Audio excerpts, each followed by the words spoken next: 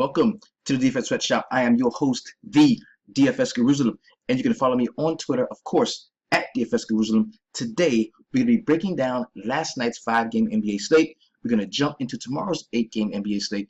But first thing we're going to do before we do all that, we're going to rock with the feature 4 players of the night. These are the 4 most talked about, tweeted about guys in the DFS Sweatshop, in the Facebook VIP, and as well as on Twitter. Now, our first member of tonight's feature 4 is going to be the Who Dat, scoring all them points over there, player of the night. That's going to go to none other than Marquise Chris. Really solid play at 5.8K, just about 37% in ownership. And I think he saw a massive uptick once we found out that we were not going to be seeing the starting power forward starting small forward from the Phoenix Suns. TJ Warren was ruled out in this game due to a foot sprain, and that automatically catapulted this guy up in ownership, put a ton of us on his back, and he went out at 5.8K, brought back 45.25 DraftKings points. An excellent scoring game we saw from Marquise Chris, and that is why you are tonight's you are tonight's Who Dat, scoring all them points over there, player of the night. Very excellent performance there from him. The next guy we're going to talk about is the How Did I Miss That Play Tonight. This is a guy that we should have had in our lineups, man. He's been on a tear recently, having a series of really great games. Was in a very plus matchup, even though the DVP said it wasn't, but he still was in a very plus matchup against the Dallas Mavericks. We're talking about DeAndre Jordan at 6.7K, approximately 22% owned on a 5-game slate. Very solid ownership. He had an excellent game going up and getting 18 boards, scoring 14 points, a nice double-double for him, bringing back 43.5 DraftKings points. Very solid game, and that is why tonight, how the fuck did I miss that? Like, how did I not have this dude in my lineup? I got, possessed with some other center spots. It worked out pretty well for me. But this dude he was the same price as Yusuf Nurkic. A very solid pivot if you didn't think that Nurkic was going to be performing that well. You had that much left in salary at the center spot. You could have definitely locked him in. He did not disappoint. Very solid game we saw from DeAndre Jordan. The next player in today's feature 4 is going to be DeMar DeRozan. I didn't think that the ownership was going to be very high on DeRozan, and I had him pretty much locked into every lineup. He's been on a tear recently, having really solid performances out. So he ended up being about 25% owned. I didn't think he was going to be that high owned. I didn't think the matchup, was something that everybody else would definitely think would appeal to them. But man, at 8.7K, 25% ownership, he goes out and scores 53.5 DraftKings points, and that's why tonight you, DeMar, Mr. DeRozan, for carrying your team, putting the squad on your back, taking them into the playoff race. You are tonight's Heat Check Player tonight. Salute to you.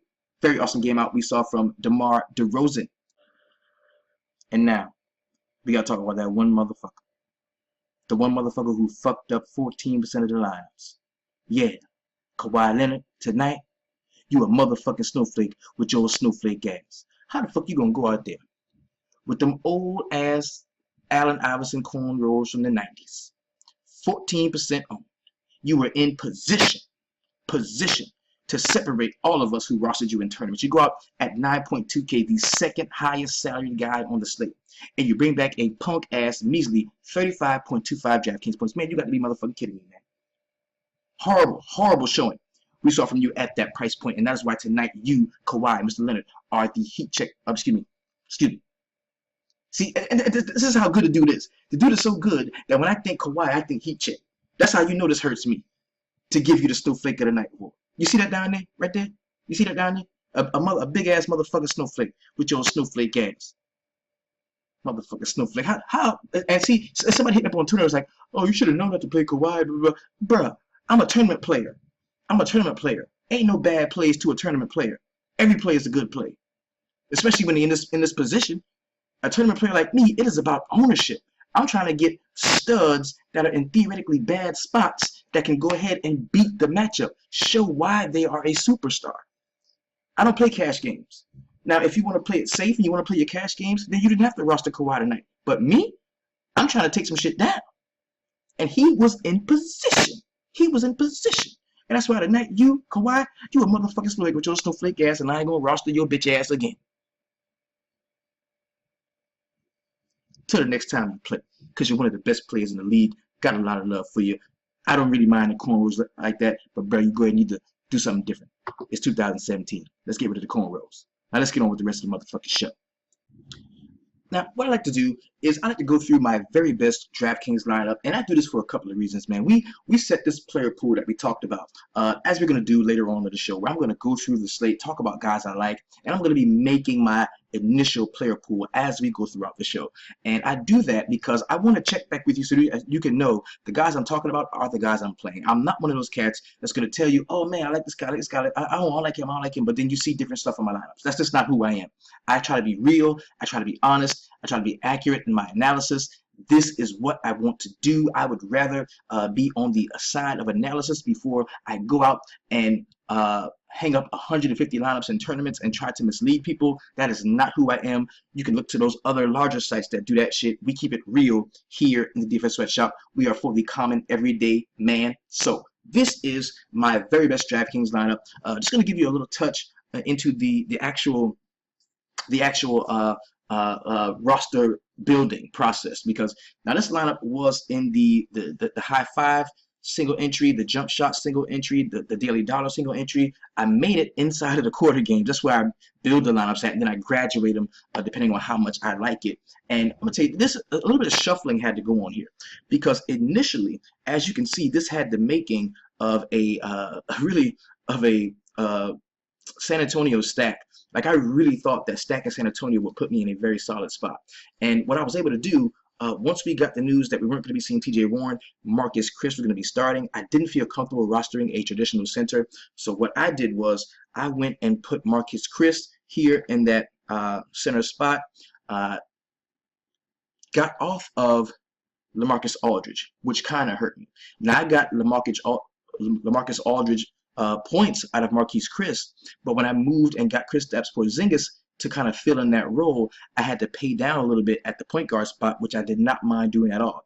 I had DeMar DeRozan everywhere, kind of was stuck on Mike Conley, which proved to not be a very great decision there. But Tony Parker, man, 26.5 DraftKings points. That was a very sharp play.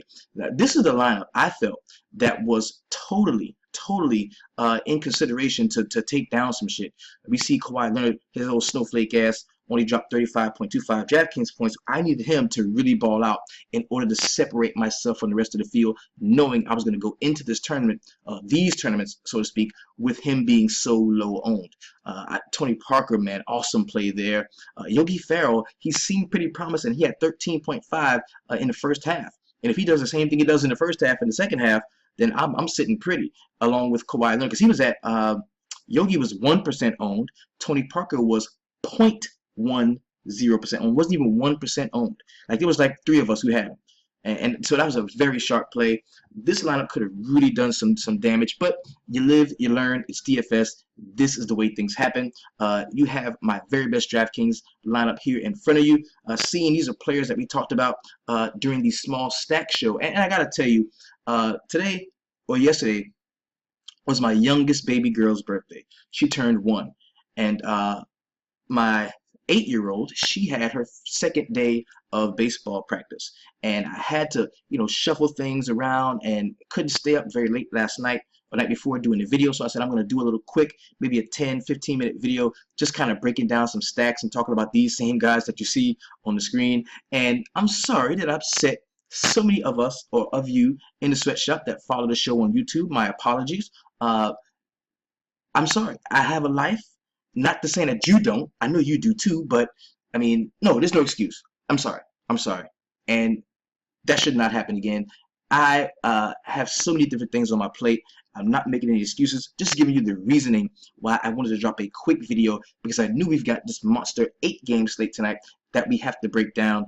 So I figured I'd take a slight day off, give you something on the YouTube video, and then come back and really get to it with the 8 games that we do have for today. So I'm sorry about that, because I know people are creatures of habit, man. You like to wake up in the morning, you like to turn on the DFS Sweatshop, hear my lovely voice, the velvety tone that I speak with. I know that's what you like. That's what you like, and I'm sorry. And then you got those cats that, the guys that selling their little lineups and shit, and you go listen to those cats and they sell you a lineup and this bullshit, whatever. That's ridiculous. Why the fuck would you buy? Why would I buy a lineup for somebody? Why would I buy a lineup? Okay, okay. If if you selling the lineup, why don't you just put the motherfucker in and win all the damn money? That's why in a sweatshop we teach strategies. That's why tonight I double my buy-in on 3 sites. And guess what? It paled in comparison to what some of the other cats did in the sweatshop because they took a hold, they grabbed a hold to the process. They understand the roster building strategy that we've come up with. There's cats in the sweatshop that's coming up with their own shit. I'm going in there learning shit. I'm not only the client. Of course I'm the player president, but I'm a client of this shit. I go in there and Rudy teaching us shit about back testing the perfect lineup. And I asked him, do you use any optimizers or anything? No, man, I just do my own research. And he's teaching us how to research in there. Like we are learning shit. This is crazy. Baseball gonna be off the meter. I'm telling you. We gonna punish baseball. We gonna run straight through baseball. And I mean that. So if you want to be in on some winning, if you want to be in with a win, fuck with us, man. Get with the sweatshop. We all about it. Because we all about each other. That's the key. That's the key. It's not about me. I'm only this tall to you because I'm standing on the shoulders of giants. So enough of that rant. You know I have to have a rant every time we jump into the sweatshop and get into a show. But now that that's over, let's go ahead. We're gonna jump into a very quick. No, you know what? Proof is in the pudding. Hold up. What you see? This is the 4K daily dollar single entry. You see that the logo first place. Is it me? No. It's one of the cats in the shop who understands the process, has grabbed a hold to it. He's getting to the money. Fourth place, same tournament, another cat. So sandwiched in between second and third are first and fourth. Sweatshop cats. That's how we rocking. That's how we doing it.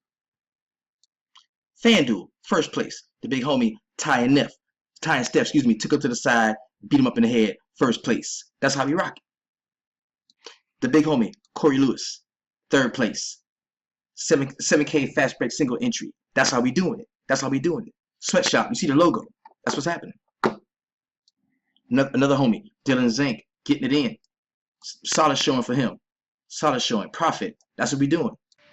The big homie DeAndre, getting to it. Getting to the money. You see it. There it is. Getting to it. That's what we do. And another one. The big homie. Great night for him. First place. Took it down for the shop. The logo right there, shining, first place. That's why we do this, man. That's why we do this. I love this. And for that is why we sip the strong drink. Tonight, this is Blanton, some of the finest Kentucky straight bourbon whiskey. Nice. And we show those just to show that the common everyday man can have success. If you are in tight, with a solid group of people, you stick to your core plays, you understand bankroll management, you jump into the sweatshop, join us, become a part of the movement. Baseball is starting, and we are going to roll into baseball. I can assure you of that. So now that we did a little bit of pregame, let's go ahead and hop into last night's 5-game slate. We're going to do a very brief recap. We're going to start in Brooklyn, where the Nets blew the doors off of the Phoenix Suns. Was not a very competitive game. We're going to start where Marcus Chris, man, the who that scored on points over there tonight, played 31 minutes, had 23 and 11, also 2 steals and 1 block. He shot 53% from the field, hit 3 of 7 3-point shots. This kid is going to be a special player.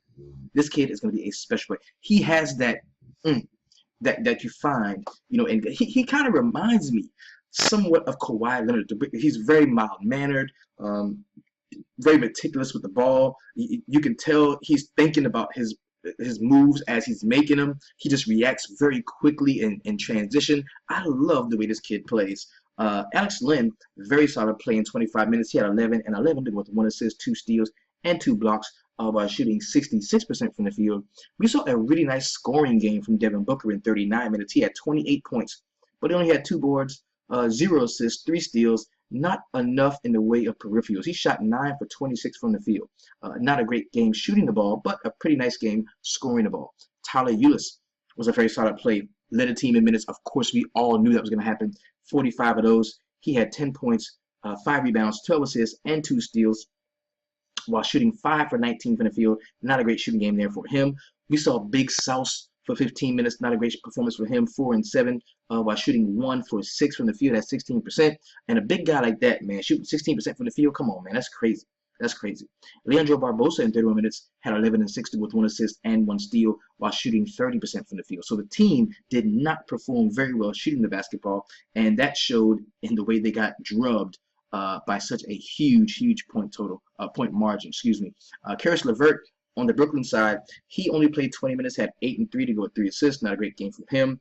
We saw Rondae Hollis-Jefferson could not really score the ball. He only took 2 shots. He hit one of them, but he grabbed 16 boards, had 2 assists and 2 steals, also blocked the shot. He went 2 for 10 from the field, man. Horrible showing from him. Horrible showing. Brook Lopez in 24 minutes had 19 and 6 to go with the block. Pretty decent game, but we needed a lot more from him.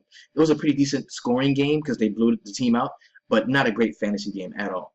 Jeremy Lin in 21 minutes of action had 13 and 3 to go with 5 assists while shooting 3 of 7 from the field. And Quincy Acey, who got a ton of run in scrub love. 25 minutes, he had 12 points, 3 boards, 4 assists, and 2 steals while shooting 37% from the field. He took 4 3-point shots, knocked down one of them. Isaiah Whitehead in 27 minutes had 11 and 4 to go with 3 assists and 2 steals. Also blocked a shot and shot 50% from the field. And Spencer Dinwiddie, who played 23 minutes, has 6 and 4 to go with 2 assists and 2 steals. Also blocked a shot. Now, KJ McDaniel could have definitely been the who that scoring on points over there player tonight. In 24 minutes, he had 16 points, 8 rebounds, 1 assist, 2 steals, and 1 block while shooting 66% from the field. And Trevor Booker in 17 minutes had 14 and 8 to go with an assist. We also saw Justin Hamilton for 7 minutes. He scored 10 points real quick.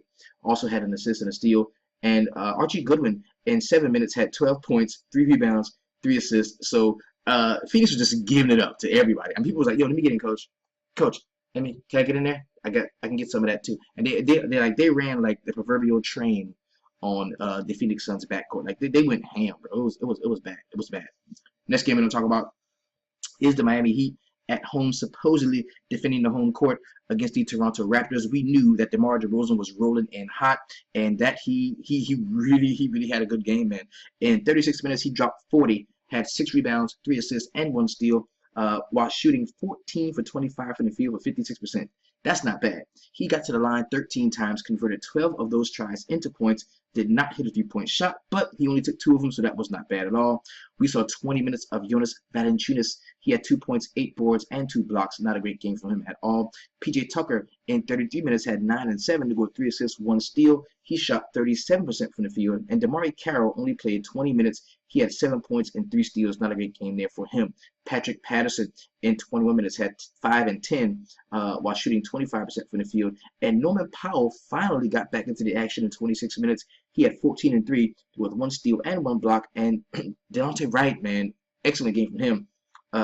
23 minutes, he had 13 and 7 to go with 3 assists and 2 steals. Dude was 3K. If you had him in your roster, he definitely helped you out there. And real quick, man, real quick. This is why I like as the basketball season comes to a close, the regular season, until playoff starts, I would implore you, man, to go light, man. You don't have to, drop so much of your bankroll because you know what? There's so many things that go on behind the scenes in the NBA that we don't know about. Like, we have no way of knowing who has mailed it in personally. Which players are like, man, we're going to get into the playoffs anyway. I'm not going to go that hard. Or, man, we ain't going to make the playoffs, so I'm not going to go that hard. Or, a coach just hated this dude all season long. The dude knows, yeah, coach, you're going to be out of here when the season's over. And the coach is like, oh, yeah, since I'm going to be out of here, I ain't playing your ass. Like, there's so many things that have, like, stockpiled during the season. There's so many like scenarios that we can't be sure. Well, not most, but in key spots, we can't be sure what exactly is going to happen, how the game flow is going to take place, because we don't know what goes on behind the scenes. We just don't. We just don't. So play lightly until the playoffs start, because once the playoffs starts, it's gonna make it a lot more predictable for those of us that have been paying attention and have solid research and solid practices and a very solid DFS skill set. It's gonna make it so much easier for us to roster guys and kind of know what we're gonna get, or have a much better idea of what we're gonna get. As now, like it's right now, it's crazy. We don't know. I mean, we got told the other night that Middle doesn't want to play anymore. Oh, Middle's going to be resting. And the dude played 38 minutes. So it's crazy. This is crazy right now. So until the playoffs start, I would suggest you play light, still be involved, because we are degenerates. We're going to have to play in some way.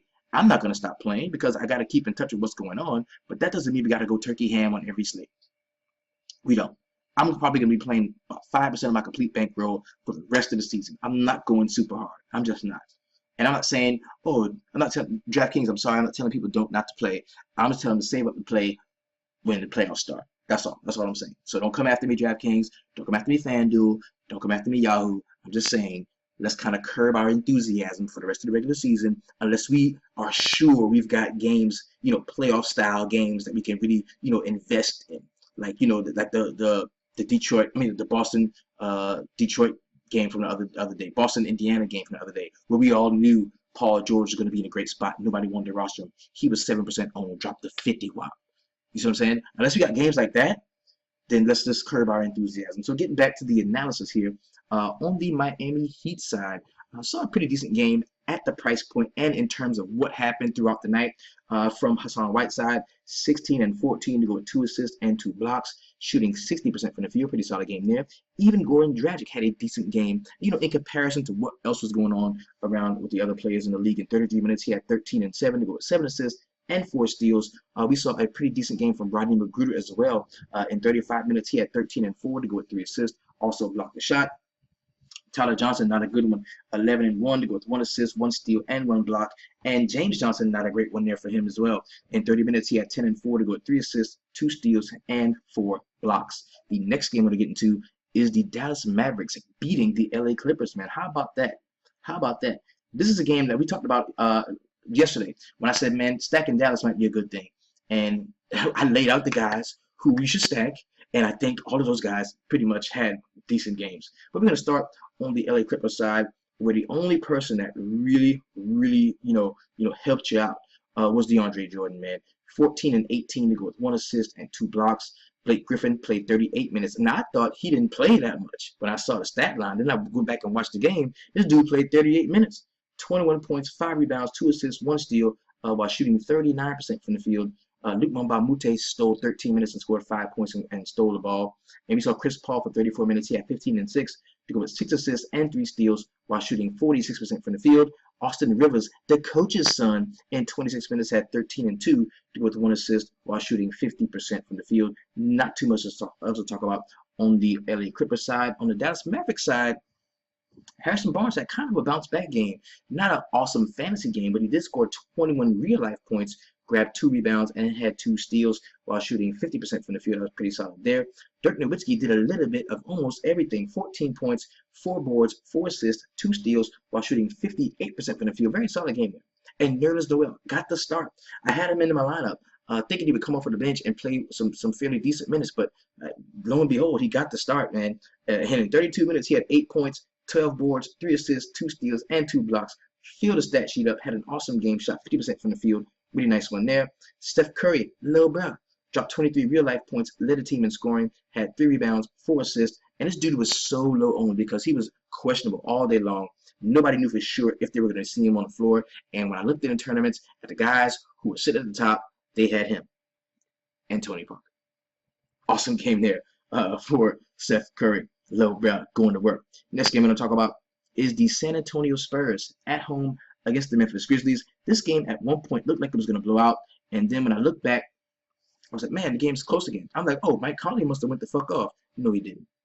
He really didn't. No, he did not at all. Mike Conley did not go off at all. No.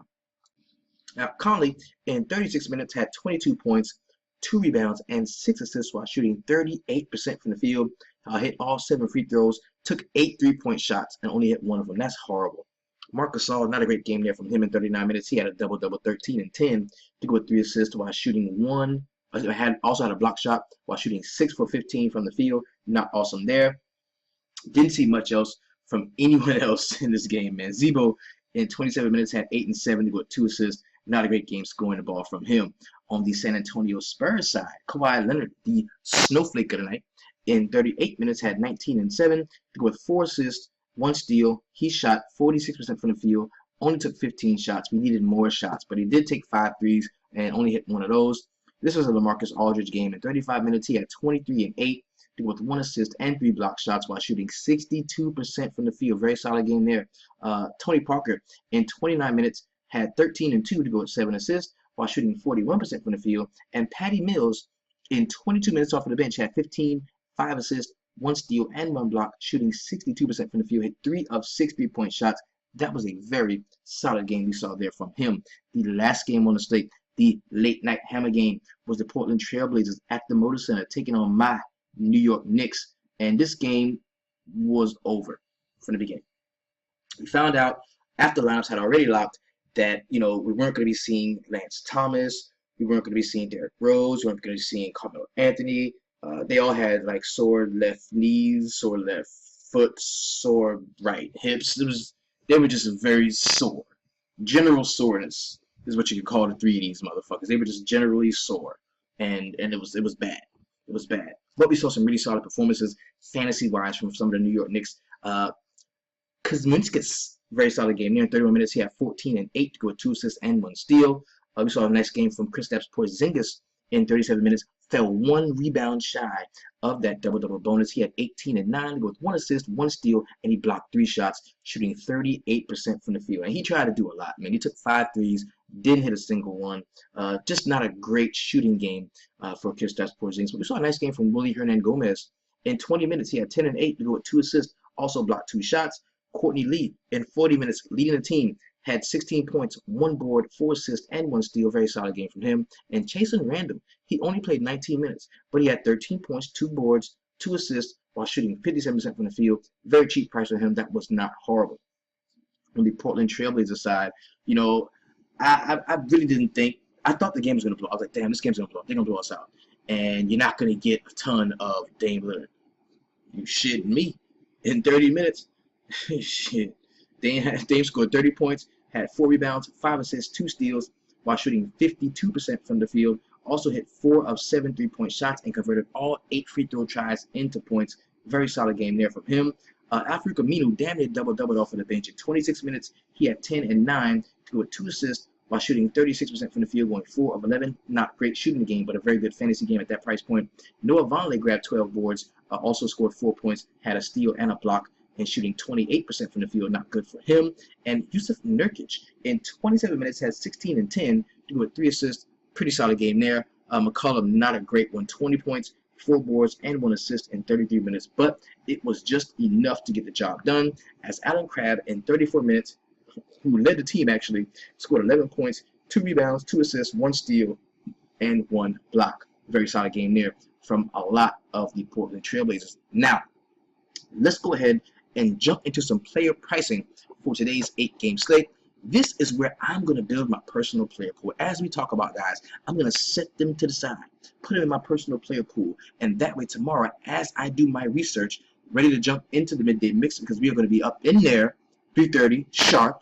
So if you are a paid subscriber to the website, you are a Facebook VIP member, meet me, be there, or be square inside the midday mix. That is where we will go through all of the core 4 roster building strategies, as well as how just so much stuff that these guys have uncovered in their research, man. So much brilliant stuff. And I got to owe cash in tonight to that DeMar DeRozan play, really sticking with that, looking at the perfect lineups and all of the research that Rudy's been doing over there, man. It's very solid stuff.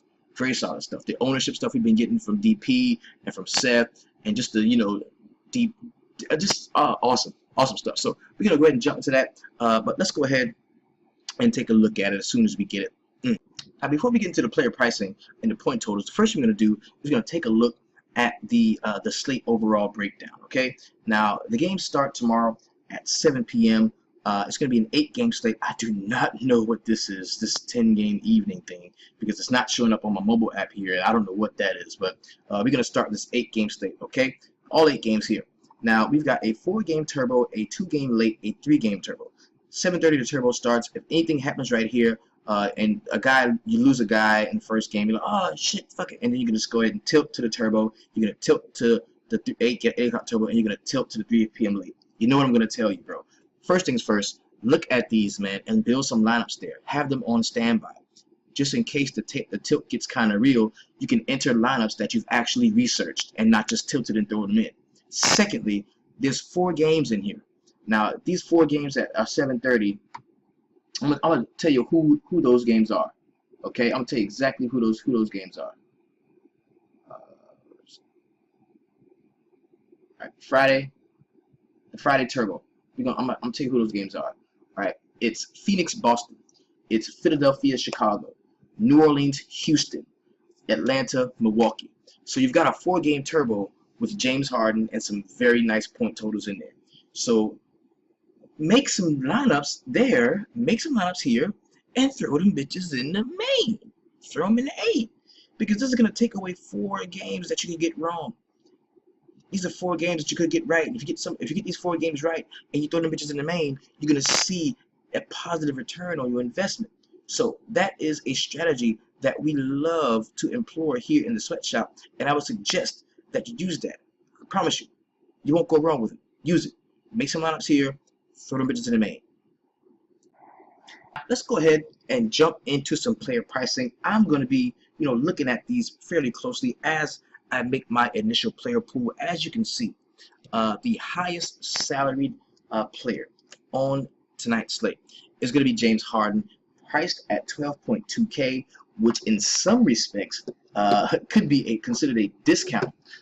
We've got him in a solid matchup against the New Orleans Pelicans. Houston Rockets are at home. I do think James Harden is in line for a very big game. The last time they played him, I think he did have a really nice one. Let's go ahead. Yeah, I'm gonna look at that, because I think the last time he did play him, he did have a solid game. And whenever we can, get, and this is really a 15th ranked DVP. Ignore that 8th, that DraftKings 8. Ignore that. This is a 15th ranked DVP. Last time out, he dropped 83 fantasy points on them.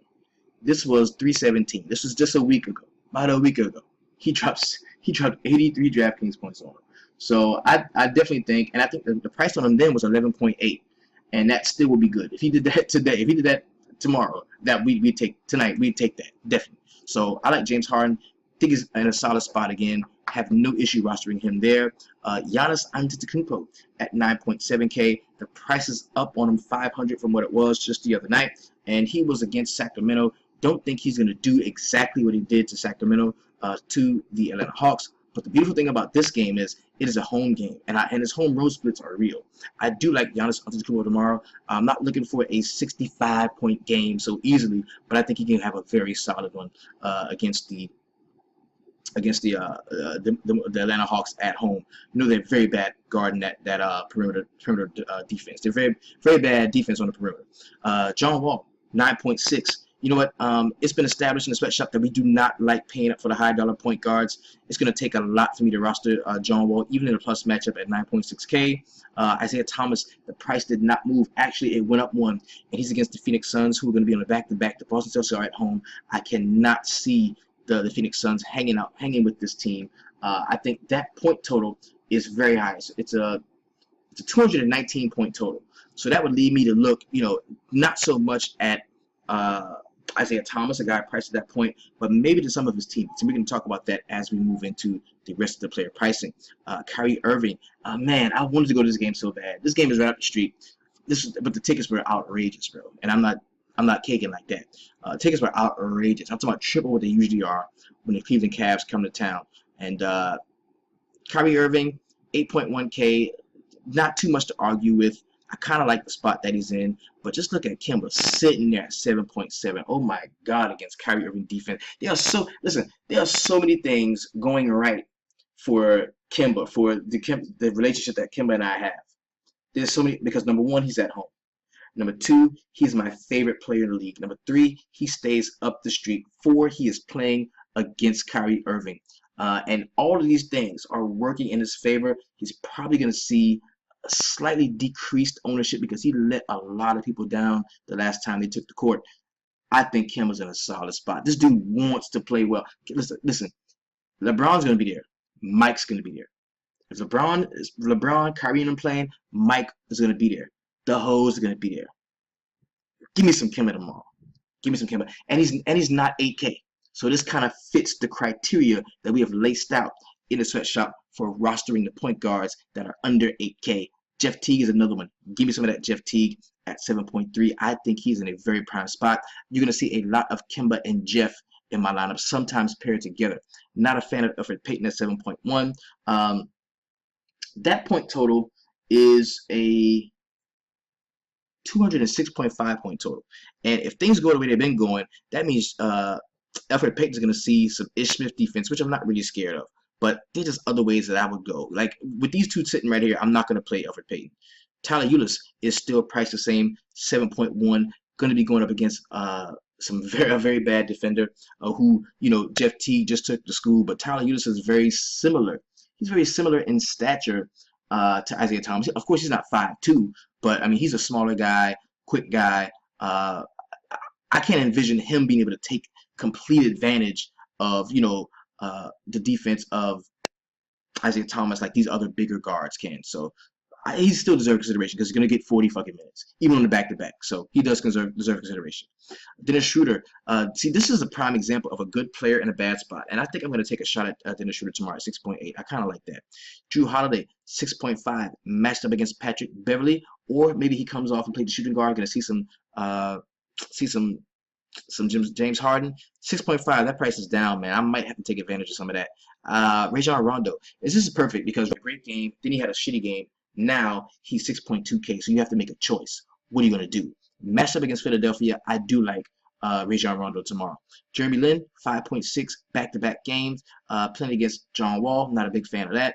Jameer Nelson is at 5.4 against Jeff Teague. You can take advantage of that in some spots. I don't have a problem with that at all. Let's go to all because we're missing everybody. All right, so LeBron James here, 10.5. Yes. LeBron James, 10.5. Mike is going to be in the stands who thinks that LeBron is soft. LeBron's going to go ham tomorrow. I like LeBron tomorrow. He's probably one of my favorite studs on the slate.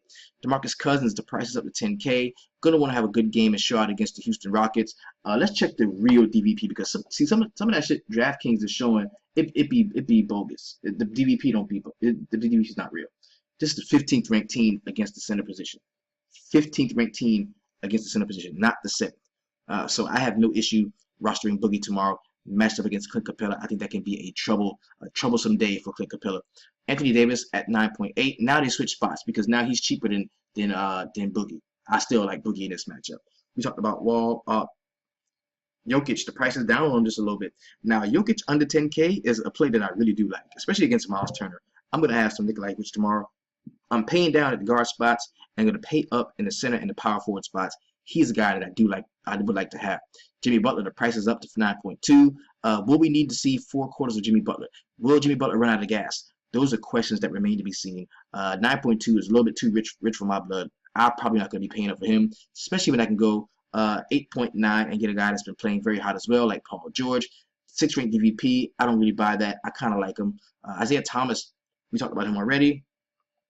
Vooch is up to 7.8. Well, he's actually down to 7.8 because he was just 7.9. Andre Drummond is not a defender that I'm so scared of. The one thing is Vooch is not a great rebounder, so you're probably not going to get that big double-double from him. But if you want to take a shot at him, I have no problem there because just who else on the team is going to ball? Bradley Beal, 7.8. I like Bradley Beal more than I like John Wall again. Bradley Beal is one of my favorite players on the slate at 7.8. I will have a piece of that. Andre Drummond at 7.6 is not a play that I'm scared to roster at all. Not at all. I like Andre Drummond tomorrow.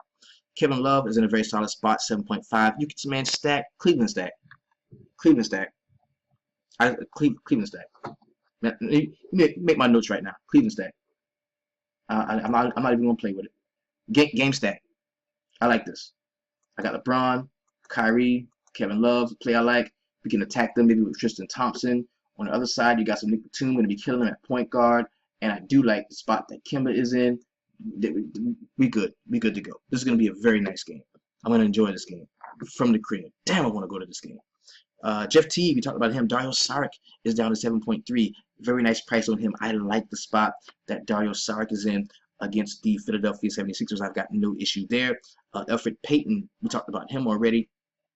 Robert Covington, play I do like at 7K. He's going to be seeing a ton of defensive usage guarding Jimmy Butler, who has been playing, I think, 3 games in like 4 nights, I think. So I don't have an issue. 3 games in 5 nights. I have no issue rostering Robert Covington. TJ Warren, man, he's questionable at the moment. If he does play, I do like him to attack the Boston Celtics rebound in the basketball if he does play. Nick Batum at 6.9. We talked about that. I like him as a play. I don't want any Devin Booker tomorrow. He's probably going to be matched up against Avery Bradley. I think that's a bad spot for him. We can look to Brook Lopez at 6.8. That's a very solid price there. Al Horford has been playing lights out lately. And for that simple fact, I'm going to give him consideration at 6.6. I do like him there.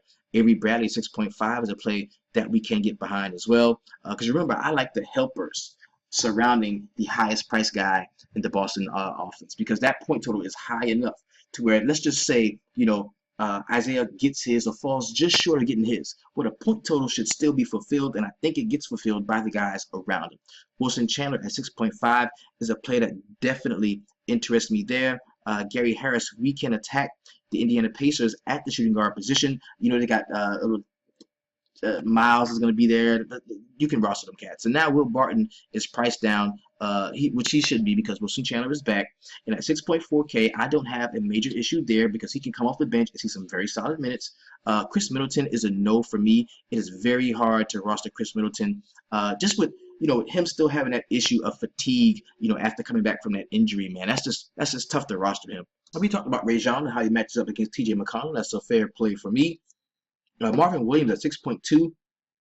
I still can't get behind him, man, especially matched up against, going out there defending Kevin Love, not being able to hit the boards with Tristan Thompson in the low post. I'm not going to be too big on Marvin Williams. Otto Porter, I like him in this spot at 6.1. I think I was a day early to the party, and I think he can have a very solid game. I think this is a really nice point total as well. 224 points. That means the Brooklyn Nets are fairly scrappy. This is, probably a revenge-style game for Bojan Bogdanovic. Even though he escaped the bullshit that was the Brooklyn Nets, still think he's going to want to play well when they come to Washington. So he's going to be somebody I look at too. Danilo Gallinari is questionable. If he does play at 6K, yes. Very simply. If Danilo Gallinari plays tomorrow at 6K, I'm getting some of that. Definitely. I like him tomorrow. Tim Hardaway Jr. had a monster game out last time. Do not think that happens again. Don't like him. Miles Turner at 5.9 in a very solid spot. Even though he's matched up with Nikola Jokic, I think he can see, just enough. He had a very solid game out last time. Just did not score the ball very well. And it looks like he's, the confidence he had in the jump shot is not, as high as it once was. So he's somebody to look at. But, if I'm in a spot where I got everybody that I want and I go to my center spot and I got 5.9K left, then I'll grab him. But other than that, I'm not going to start my lineups with Miles Turner. Tobias Harris in a really good spot at 5.9. Remember, this is a revenge narrative here. The dude used to play for the Orlando Magic. He is going to play well against Orlando. I can assure you of that. This team is still trying to make the playoffs. I love Tobias Harris. He is early core 4 considerable. Jay Crowder is a very solid play in my opinion. At 5.9, I like the spot he's in. Marcus Chris. Now, if we don't see, for some reason, we don't see TJ Warren again, I will play Marcus Chris tomorrow. Markieff Morris, the price is still plummeting on him. 5.8. That makes him considerable in this big point total where I don't think we're going to see a 60-point game from John Wall. The helpers are going to help, and he could be one of those guys. Mason Plumlee, 5.7. The price is down a little bit, as it should be with all those guys coming back. Just really don't want to take time to roster him. Ersan Ilyasova at 5.7 in a bad matchup against the Milwaukee Bucks. They do limit the power forward position. We know we're not going to see Paul Millsap, so I don't want a piece of that. Frank Kaminsky is a guy that, even though this is the 8th ranked DVP, at 5.7K, he's probably going to be coming in, playing some second team, making sure that the Charlotte Hornets are in the game and that the Cleveland Cavaliers don't run away with it, as I think it's going to be a close game. I would like Frank Kaminsky tomorrow at 5.7. Allen Williams, Big Sauce, 5.7. He's got to show me something different, man. He's not been playing very well lately, or not been playing. I don't want a piece of that. Jeremy Lin, 5.6 is a no for me. Rashawn Holmes, he's got to be starting. If he's not starting, I'm not playing. I'm just not. Evan Fournier at 5.5, another player that I'm particularly interested in. Neither is Aaron Gordon. We talked about Jameer Nelson already. Mirotic at 5.4. We're probably going to be seeing Robin Lopez back into the mix, so that means Nikolai will probably be shifted back to the bench. No Nikolai for me. Clint Capella at 5.3. If I didn't think that he would get in some foul trouble fucking with Boogie, then I'd definitely roster him. I definitely would. But I just fear, foul trouble with that. And, I'm just more sure about other plays than I am about Clint Capella. Just with this early first look, I'm more sure about other guys that can play at that power forward / center position where I don't have to go Clint Capella. Trevor Ariza at 5.3. Yes, give me some of that. Marcus Morris is a player that I kind of like at 5.3, although we talked about Tobias Harris already. Pat Bev going to be in a plus matchup, 5.2. Give me some of that Pat Bev. Hopefully I was a day early to the Quintavious Caldwell Pope party because I kind of like you can target the shooting guard position against the Orlando Magic, and who better to do that with but one of the streakiest cats in the league. And I'll never hate him as much as other people do because the couple of times when I stood up and I was like, yo, play KCP, the dude dropped 50. I did it a couple of times this year and I was like, yo, it's a KCP night. I don't want to hear what you got to say. Tell it to the hand. I don't want to hear that shit. KCP gonna drop 50. And that's what he did. That's what he did both times. Do I feel that tomorrow or today? No. But I will consider him. TJ McConnell, the price is down to 5.2. He's matched up against Rajon Rondo. I think he can take advantage of that matchup. I do like that, definitely. Sweet Lou Williams at 5.1. Not a player that I'm particularly interested in. Neither is Malcolm Brogdon at 5.1. Just because, the bulk of the ball handling is going to go through Giannis. He's not like a true point guard on that team that he brings the ball up. It's all Giannis. So I'm not fucking with that. Dinwiddie, the price is still going up. That must be due to ownership because he didn't have a great game last night. I don't want any of that. Greg Monroe, the price is down to 5K, man. And this is matched up against the Atlanta second team. That deserves consideration for me, definitely. Sean Kilpatrick could play tomorrow. If he does, don't want him. Eric Gordon is a no for me. Brady Jackson, he's down to 4.9. I want none of that unless he's starting. Now, Brady Jackson is starting at 4.9K. We might have to revisit that and take a look again. Well, no, because the Orlando Magic, man, they limit the point guard spots, man. I'm just not going to do it. I'm not. Cody Zeller at 4.9, not a player that I'm particularly interested in. Neither is Trevor Booker, even though the price is down. No Marcus Smart for me. Thaddeus Young is damn near dead to the boy. I do like Bojan Bogdanovic going up against the 27th-ranked DVP against that small forward position. 4.8K is the salary. I think he wants to play well against his old team. I don't have an issue with that at all. Jahlil Okafor, the price is down to 4.8 if he does start. I think he can work on Robin Lopez, bro, because he's kind of quick and he has a very solid post game. And at 4.8K, I think he can work when it comes to Robin Lopez guarding him. I don't have an issue with rostering Jahlil Okafor tomorrow if he is starting. Ish Smith is a no for me. Kenneth Reed, no. Darren Williams, no. Tristan Thompson, cheap as shit. 4.6K starting against a team that cannot, for the life of them, consistently rebound the basketball. 16th ranked DVP. Here on DraftKings, I've got no issue there. MKG is going to play tomorrow. Kind of like him a little bit. But my attention is more on to Kemba and Nick Batum. Thabo Sefolosha, if we don't see Kent Bazemore again, I like Thabo. He's been balling. And nobody's been rostering him. That's why the price is still the way it is. It went up from, I think, 3.9 to 4.3 to now 4.6. It is crawling up right around 5K is where I'm going to stop, as long as Bazemore is not playing. But I do like the spot that he's in. Terrence Ross is down to 4.6. Not a player that I'm particularly interested in. Bobby Portis, all of the ownership that he saw, his price shot up just a bit. He's going to be starting against Philadelphia. You can target those cats, but we can target them at the center position. So I do not want Bobby Portis. Alex Len is a player that I kind of like at 4.5. He's been having a few good games back to back. Bismack Biyombo's a no for me. Taurean Prince, he was just 5K. What the fuck were they thinking? No. Hollis Jefferson at 4.4. Could be a decent play there. Could be a decent play. He's going to be matched up a lot of time with guys like Otto Porter. I don't have a problem there. Jamal Murray at 4.4. Not a player that I'm particularly interested in. Neither is Denzel Valentine or Juancho Hernangomez or Solomon Hill. Kind of deserve consideration there. I think this wasn't that the blow up game? The Solomon Hill blow up game, wasn't that against Houston? Where he went nuts? I could have sworn it was. Let's be on the lookout. A lot of times these things happen. Solomon Hill had a monster game one time recently, and yeah, against Houston, man, he had 54 fantasy points. And these are hard narratives to build. Oh man, this dude kills Houston. Well, it's gonna have to happen like 4 or 5 games in a row. And maybe let's get in on it while he's building a narrative for himself as a guy who kills Houston. So I'm gonna take a shot at him. Karis LeVert, no for me. Ryan Anderson is way down to 4.2, man. That is so cheap. That is so cheap. Look at Robin Lopez sitting there at 4.2, matched up potentially against one of the worst defending big men in the league, the 30th ranked defense in the league.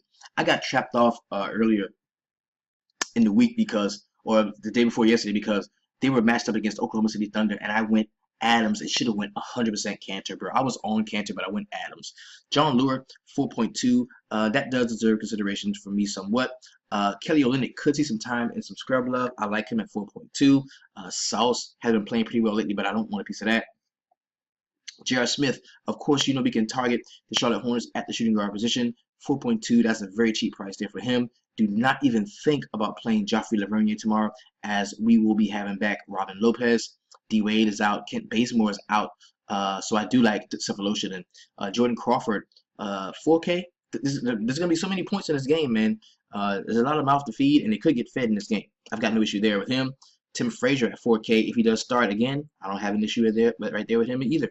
Monte Ellis, 4K. That is definitely considerable, because this is a very nice point total game.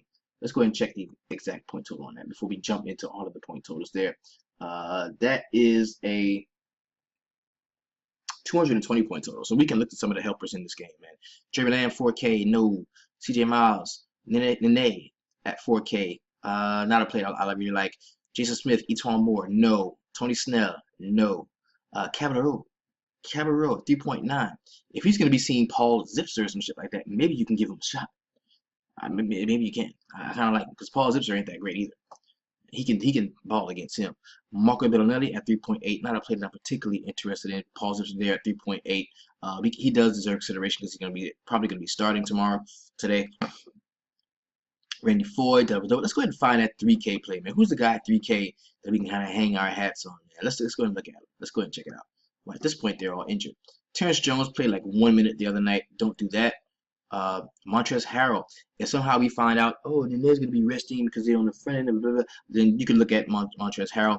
Jody Meeks can shoot the fucking lights out at 3K. That's somebody that you might want to pay attention to. Al Jefferson. We may need to see some Al Jefferson in order to combat the Denver Bigs. That may be a play you can look at 3K. Mike Muscala, maybe without Paul Millsap, could be a decent play. Jared Dudley, if we know we're not going to be seeing, because they're on the back-to-back.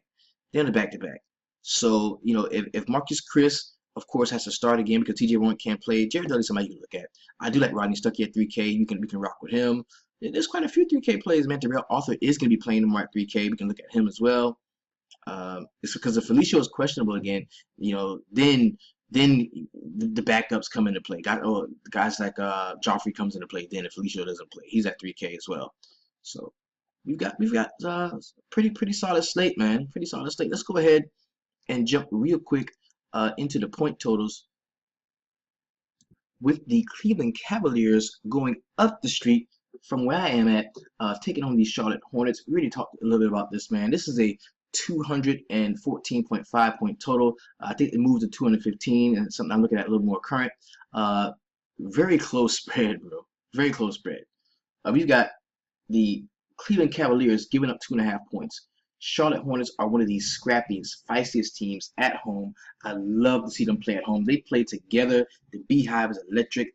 It is like the sixth man is the fucking Beehive, and those people go crazy. And I can assure you, it's going to be a very, very high energy game for all of the people of Charlotte tomorrow. So I definitely see the Charlotte Hornets coming to play. That leads me to automatically like a Nick Batum, Kemba Walker, or somebody that we definitely can look at. Maybe even some Cody Zeller. Now that I pay attention to it, 24th ranked DVP, man. We can go with some Cody Zeller as well. Frank Kaminsky is a player that I kind of do like. I like him more than I like Zeller, actually. But he's going to be coming off of the bench. This is a 215 point total. So that means we don't have to just roster the studs. We can roster the helpers. On the Cleveland side, I already talked to you. I'm cooking up a Cleveland stack. LeBron, Kyrie, Kevin Love, and Tristan Thompson. They are all pretty much priced down based on what have been happening recently. I think we can definitely get those guys in our lineups. If you want to get really over the top, you can rock with some J.R. Smith. There's some solid point projections on those guys as well. So I don't have any issue rostering those guys in that game. Next game we're going to talk about is the Denver Nuggets going to Indiana to take on the Pacers. This is another close point total. It's 220.5 points is the spread with the is the total, with the spread being a -2. So the Indiana Pacers are giving up 2 points to the Denver Nuggets, probably because they're at home. So 111.3 is the implied Indiana point total. Automatically, a couple guys jump over the page for me are going to be Paul George, Jeff Teague, who I like the most out of all of these guys. Maybe a little CJ Miles, as we like to work against the Denver perimeter game. Maybe some Monte Ellis if you want to get really, really jiggy with it. And possibly as a 3K play, I'm gonna put him in. I'm gonna talk about him as a 3K play. We can look at Al Jefferson. May need to use some bigger players, big guys, in a low block. So that's who we can look at there. On the Denver Nuggets side, Jokic, of course, he's under 10K. You can get a piece of him at 9.4. That's not bad at all. Gary Harris is priced up just a touch, but we can target the Indiana Pacers at the shooting guard position. No Mason Plumlee for me. Jameer Nelson, not a player that I'm particularly interested in, but at 5.4K, matched up against a very subpar defender in Jeff Teague, you might want to take a look at him there. Also, Will Barton kind of jumps off the page to me at 6.4. But I'm telling you, if Gallinari is playing and he's good to go, and I'm telling you, Gallinari is like, they love him. They love the Denver Nuggets organization. They love Gallinari. That's why they traded for him, as a matter of fact. If he's not good to go, he's not going to play. So if he plays, you can guarantee he's good to go. And if he plays, I like him at 6K. I'm going to have some, definitely, without question. Next game we're talking about is the Detroit Pistons going to Orlando to take on the Magic. This is a 206.5, 207 point total with an implied point total on the Detroit side of 105.3. Automatically, Tobias Harris jumps over the page to me. He's the guy I like the most in this game. Now, I'm going to have some shares of Kentavious Caldwell-Pope, and that's mostly for ownership purposes. Nobody wants to roster him right now. People get so mad with Kentavious Caldwell-Pope and forget that this is don't have buyer's remorse, bro. This is a streaky guy. This guy is one of the most inconsistent, but has one of the biggest blow-up potentials out of most people you see in the league, because he's a jump shooter, and he's the type of cat who always thinks he's open. Like, no matter, there could be 3 cats on him, and I'm open. Give me the ball, I'm open. Or he's gonna chuck it up, and he can shoot. He can actually shoot, and I guess you wouldn't know how that felt unless you're a shooter. Me, I'm more of a facilitator, so I don't know how it feels to know that the jumper is wet. Like this, imagine like if you Curry with the shot. Only thing is he's not Curry, but he thinks has the game like that. Like, this dude thinks he can really shoot, and you catch him on nights where that shit is going down, and he is yanking from anywhere. With anybody on him, he is yanking. And if you catch him in one of those spots, man, he can change your life. So I'm gonna have consideration today, for Kentavious Caldwell-Pope. Marcus Morris, I thought about it, not a big fan of him, just not. I like Tobias Harris too much to like Marcus Morris, and I don't want anything else to do with anybody on the Detroit side of the basketball. On the Orlando side, this is a very volatile squad to fuck with too, because you look at Nikola Vucevic, man, that big game he had, how the price went down a little bit. People are going to be on him. Can he do that again against Andre Drummond? I'm not so sure. So I won't be fucking with it.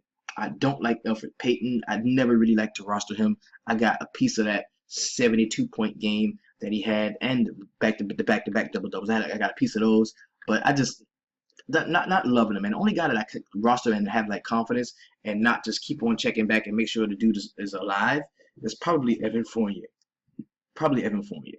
And when he is matched up against a good defensive player like Kentavious Caldwell-Pope, that makes it kind of hard too. So I really don't want anything to do with the Orlando side of the basketball. And I could be wrong. Vucevic could go out there and drop 65 points. I don't know, but I'll take my chances elsewhere.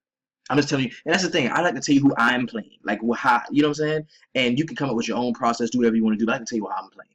Next game I'm going to talk about is the Brooklyn Nets going to the nation's capital, Washington, D.C., to take on the Wizards.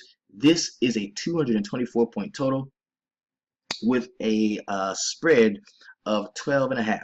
So the Washington Wizards are the home favorite, giving up 12.5 to the Brooklyn Nets. And I'm telling you, the games that are supposed to be close have been blowing out. The games that's supposed to be blowouts have been close. We saw Russell Westbrook in a 3-point game blow the doors off of Philadelphia. We saw Russell Westbrook in a 1-point spread against Golden State get the doors blown off of them. So at this point in the season, man, it is so tough. As long as the teams involved care and they're playing for something, whether it's respect, whether it's pride, whether it's a playoff berth, no matter what it is, as long as they're playing for something, I think that they deserve consideration. And I say that to say the Brooklyn Nets, they want to play well. I think they do. There's a lot of young guys that feel like, yo, man, I'm good. I belong in this league. And maybe, if you don't think that I belong in this league, I'm going to show you. I'm going to go out here with my play. And they can maybe get a contract somewhere else. Things like that happen. That's a worthy narrative. And 105.8 being the point total for the Brooklyn Nets, I think we've got to look at it and get pieces of it. Now, first things first, Brook Lopez will destroy Marcin Gortat. He didn't play a ton of minutes last night. I think he can play a solid amount of minutes, especially if this game stays close. Jeremy Lin, now, earlier I said I wasn't really feeling Lin, but in order for the game to stay close, I think Jeremy Lin has to be one of the guys to go out and play well. So if I like, Brook Lopez, I'm saying this game is going to stay close. If this game is going to stay close, I'm saying, damn, I like Jeremy Lin. So I may have locked myself into some shit, as well as Karis LeVert too, because the price is 4.3 on him. That's a very solid price for a young guy that can play. So there's a few things that we can look at. I think either you fuck with a couple of them or you don't fuck with none of them. That's my opinion. I don't think there's a one-off in this game. If you like Brook Lopez, I think you gotta like Jeremy Lin. If you like Jeremy Lin and Brook Lopez, I think Rondae Hollis-Jefferson deserves consideration as well. Rondae is probably the only cat that I might be able to use as a one-off, because it could be a situation where the Brooklyn Nets play against Washington Wizards and Rondae Hollis-Jefferson is the only guy that plays well because he does so many things defensively. That's the only guy that I might take a look at if I'm looking for a one-off in this game. On the Washington side, John Wall could be fool's gold. The price is at 9.6. Anytime John Wall's under 10K, I like to have him. But I just don't feel comfortable at this point in the season paying all the way up for the high-dollar point guards because they're not the only ones balling, man. See, during the season, the point guards are the only ones that's really trying to get it because they want to get their stats up. They want to average at double-double, triple-double in some cases. They're the floor general. The teams trust them, and, there's nobody really too disgruntled. But now at this point in the season, man, everybody trying to ball. And you can look at cats like Bradley Beal. Ever since the All-Star break, hadn't we seen a new Bradley Beal? When he felt like he got slighted in favor of Carmelo Anthony for the All-Star game, hasn't he been balling since then? And look at the prices, 9.6 for Wall, 7.8 for Beal. Give me that Beal, baby. Because Wall can only help Beal score. Beal can't do much for Wall scoring the basketball. I mean, he can complete an assist, but he's going to get the three-point shot. Or he's going to get the layup. You understand what I'm saying? So give me some Beal tomorrow, man. I like him at 7.8, and we can target the Brooklyn Nets damn near anywhere. So I would rather have a couple of guys that are going to help John Wall have a good game by completing some of his assists against the Brooklyn Nets, who we can target anywhere, than just paying up for John Wall at 9.6. Otto Porter, another solid spot, 6.1. Markieff Morris, 5.8, good spot. There's a narrative associated with Bojan Bogdanovic at 4.8, playing against his former team. So there's a lot to like about this game. Next game I'm going to talk about is the Phoenix Suns going to Boston to take on the Celtics. Now, this is a huge point spread. Now, the total is 219 is what we have on that, with the spread being 15 points. So that, the Boston Celtics are at home, giving up 15 points. So that automatically, I'm not going to be on Isaiah a ton in this game. I like a couple of other guys. I like Jay Crowder. I like Al Horford, definitely. I like Avery Bradley some. And Kelly Olynyk would be the guy that I would look to if I wanted to get deep into this bench. Those are going to be the places that I rock. Those would be the guys that I like. All right? Now, and you know what? It's really tough. It's really tough to just automatically assume that the games are going to blow out, especially with what we've been seeing lately. But man, I mean, that's a huge point spread to come back from. That's huge. I mean, it's 15 points. God damn, that's big. That's big. That's a big point spread. And then you may not have T.J. Warren. He's a game time decision.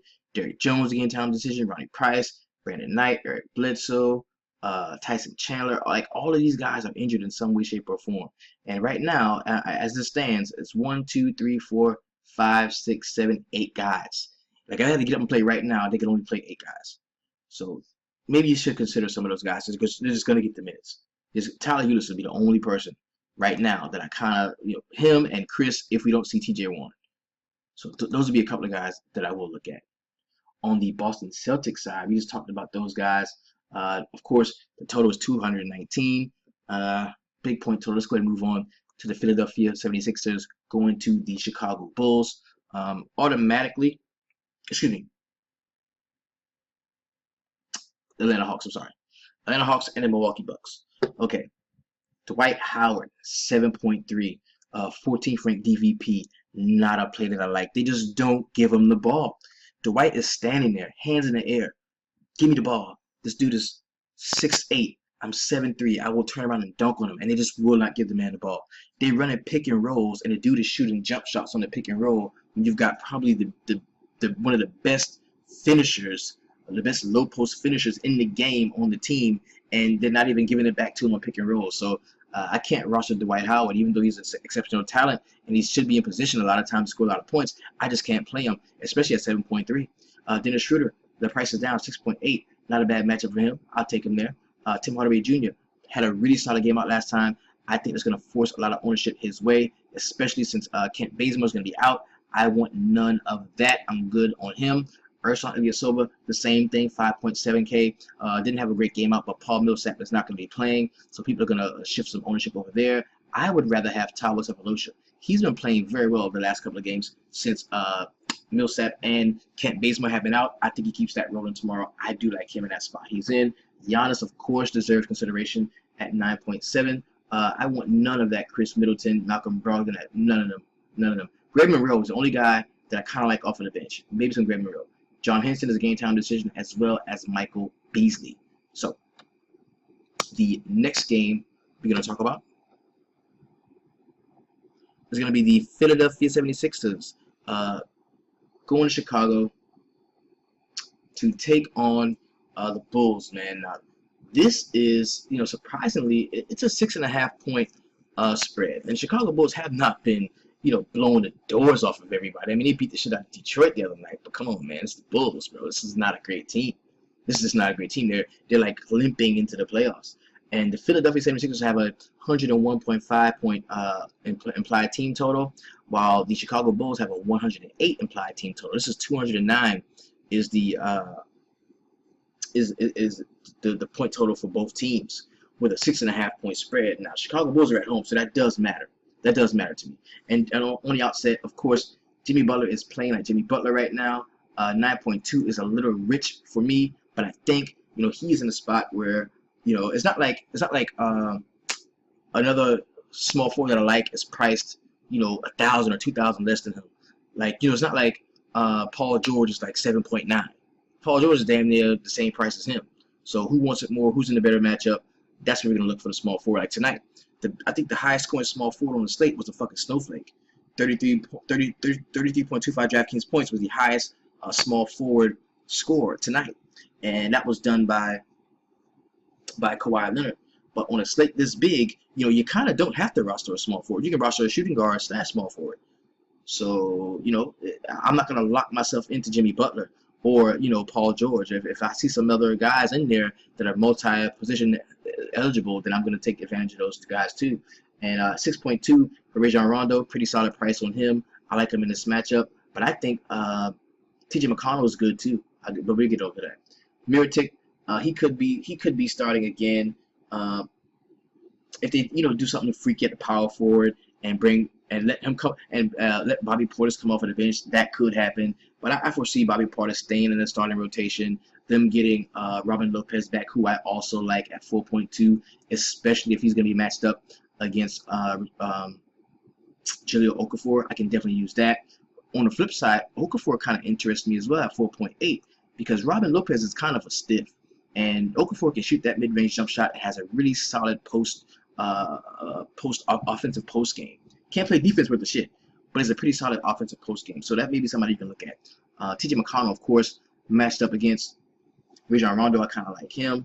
And T.J. McConnell's kind of quick, so I don't know if Rajon's first step is going to be getting by him so much, but I still like him, And Covington and Saric, man, Covington's going to be matched up against Jimmy Butler. That is hella defensive usage, going to be on the court a ton. He's going to be on the court just as much as Jimmy is. I think that is a solid play. And he's streaky as well. If his jump shot is going down, he's playing good defense, he can drop 50. If not, he can drop 22. Dario Saric, a player that I do like in this game. The power forwards are going to have line him up with, whether it's Bobby Portis or whether it's Nikolai Mirotic. He can have his way with either one of those guys. Man, this dude is exceptional talent. I have no issue rostering him as well. Now, last game on the slate is going to be the New Orleans Pelicans going to Houston to take on the Rockets. This is a 228.5 point total. I believe it is the highest point total on the slate. And we talked about this already, man. You can roster hard if you like. The point total for the Pelicans is 110.8. For the Houston Rockets, it's 117.8, and that's not a huge point differential. It's only 7 points they're giving up. So I think that you can see a full run of minutes from a lot of these guys. And if you see a full run of minutes from James Harden, you can definitely give me a piece of that. Even though it's 12.2K, I definitely want a piece of that. Clint Capella doesn't interest me as much. Kind of scared of the foul trouble when it comes to him guarding Boogie and or Anthony Davis. Trevor Ariza does interest me at 5.3, as does Patrick Beverley. Ryan Anderson is cheap as shit, man. 4.2 for Ryan Anderson, bro. You gotta give consideration to that. Easily. You got Eric Gordon at 4.9. Lou Williams at 5.1. Not plays that I'm particularly interested in. I would look to a 4K guy like Midday if he's going to be seeing those backup center minutes. I kind of like him. He's a very good point per minute player, and they're not so great against defending centers on the New Orleans Pelicans side. To me, I would go Boogie before I would go AD. That's just where I'm at with it. I think Drew Holiday is very cheap at 6.5, and that almost makes me want to test that matchup against Patrick Beverley, if that's what happens, because they could start Tim Frazier and then Patrick Beverley have the opportunity to just kind of, Drew Holiday have the opportunity to just run by James Harden on certain plays. Solomon Hill, only because he dropped 54 on him last time he played, I will have some limited minimal exposure to Solomon Hill. That's not going to get by me again. Not too much else I like off of the New Orleans Pelicans bench. Nothing, as a matter of fact. Tim Frazier is no for me, even though he's 4K. He's matched up against Patrick Beverley most likely. I don't want any of that. So, what I really want to implore on you guys, this video ran a little bit longer. Sorry, making up for last night.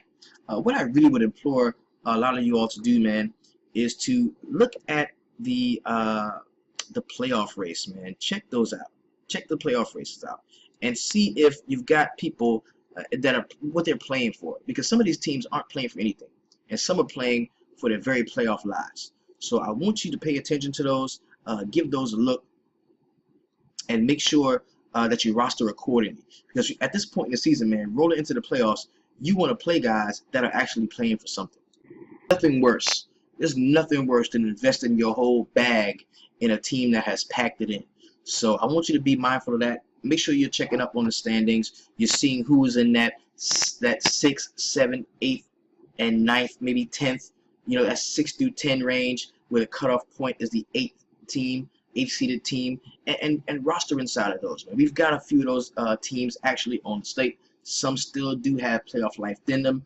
Some don't at all. So be mindful of that. Be on the lookout for that. And of course, man, thank you so much for all of your support of the DFS Sweatshop. Of course, if you want to support the show further, there is a myriad of ways you can do that. Number one, thank you for the way you're doing that. You're giving me a voice on YouTube. This is where I got my start. I will always be here on YouTube providing the best of the free content that I can for you. Also, there's a box over there. It says support the show. Go ahead and click that box, man. If you want newer, nicer shit, brighter lights, you want to get me out of the living room and in the back room back there where I can afford to run a cord that goes all the way back there so I can be in my own little workspace. Help me out with that. Also, if you want to support the movement, the apparel movement, I'm gonna create another link drop it in the video where you can go and get your sweatshop swag on. And if you wanted to become a full-fledged member of the DFS Sweatshop, it is very simple. It is as simple as going to the website www.dfssweatshop.com. That is where you will receive our tips and tricks and tutelage that is designed to make you a profitable daily fantasy sports player. Then you will be, I will release the velvet rope. I will pull up the velvet rope, and I will usher you into the very best Facebook group online, the very best assembly of regular common DFS players, man. We get it in there, and we go hard, man. We grind every day to help each other out, man. And the movement is awesome because it's just so help based. It's so like it's like the whole group will turn around if one person get lost. Everybody's like, no, let me put it down what I'm doing. This dude doesn't. Somebody about to quit? Oh no, we're not letting you quit. Come here. Why you want to quit? Oh man, because I just before you. I won a tournament and now I was gonna quit, but I won a tournament. That's the shit that we do, bro. It happens in there. It happens in there all the time, man. And I love to see that shit, man. That's what I'm about. So, of course, this is your DFS Jerusalem. Thank you so much for enjoying an hour and 15 minutes of this long show. I'm gonna go ahead and get back to work, get back on the grind, man. Get my initial stuff together, man. And I'm gonna be back with all of y'all in the sweatshop in the midday mix. I might even get jiggy with it on a Friday and open it up to Twitter. So be on the lookout for that. It's usually going down at 3:30 p.m. Eastern. Check that out. The midday mix gonna be most definitely live in the VIP, but it could be live on Twitter as well. So check me out. Number one thing I want you to do in the sweatshop: keep it 300.